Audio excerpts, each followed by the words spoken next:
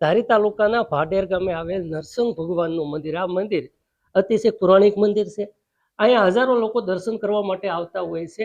ત્યારે આની વિશેષતા શું છે તે ખાસ કરીને જોઈશું કે અહીંયા એક ખાસ કરીને જે મહાદેવનું મંદિર આવેલું છે.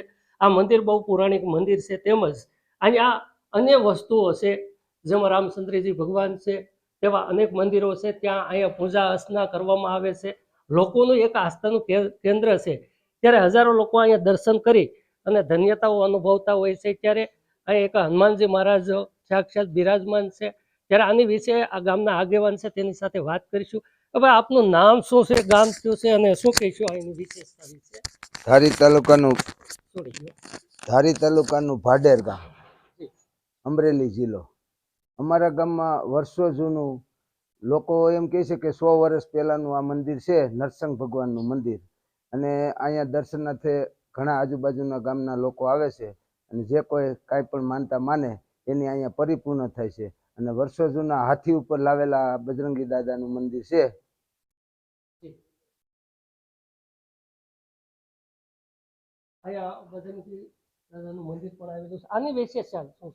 આ બજરંગી દાદા આ જગ્યા ખાખીની છે અને આ ખાખી જે બાવાઓ હતા એ બધા અને હાથી ઉપર લઈને અહીંયા આવ્યા છે.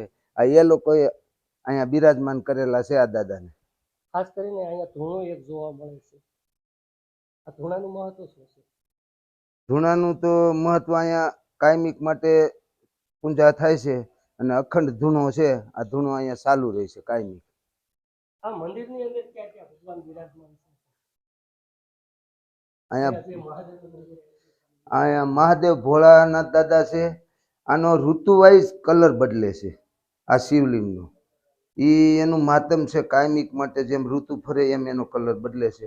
અહીંયા નરસિંહ દાદા છે, તીકડે કૃષ્ણ ભગવાન છે, રામચંદ્રજી ભગવાન છે અને નવનાથ છે, ગણપતિ દાદા છે. બધા ભગવાનના અહીંયા એક જ જગ્યાએ દર્શન થાય છે. બધા ભગવાનની અહીંયા મૂર્તિઓ હાજર છે. આ કેટલા સમયનું મંદિર છે? આ 100 વર્ષ પહેલાનું મંદિર છે. તો વાત કરીશું કે ભાડેર ગામની અંદર આવેલા છેલ્લા 100 વર્ષ પહેલાનું આ એક પૌરાણિક મંદિર છે. અહીંયા અવારનવાર ધારી તમામ આસપાસના ગ્રામ્ય વિસ્તારના લોકો દર્શન કરવા માટે આવતા હોય છે. ત્યારે અહીંયા ઘણા એવા શ્રદ્ધાળુઓ છે કે જે દર્શન કરવા માટે આવ્યા છે. ભાઈ, ખાસ કરીને આપનું નામ શું છે અને શું કહેશો? મારું નામ જસકુભાઈ છે. હું માણાવાવથી આવું છું. આ બહુ પૌરાણિક મંદિર છે. અહીંયા જે માનતાઓ કરે એ બધી સફળ થાય છે. કેટલા સમયથી તમે આવો છો? ઘણા સમયથી આવી છે. અવારનવાર નીકળતા હોય ત્યારે દર્શને આવી છે. ખાસ કરીને ગોપાલ ગામના પણ સરપંચ છે. સરપંચ અહીંયા આજે દર્શન કરવા માટે આવ્યા છો? હું આ મંદિરે ઘણા સમયથી દર્શન કરવા આવું છું અને એક નરસિંહ ભગવાનનું મંદિર છે, એક આસ્થાનું કેન્દ્ર છે.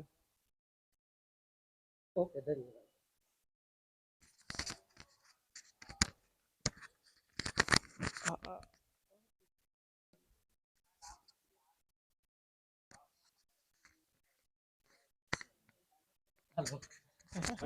આવી ગયો.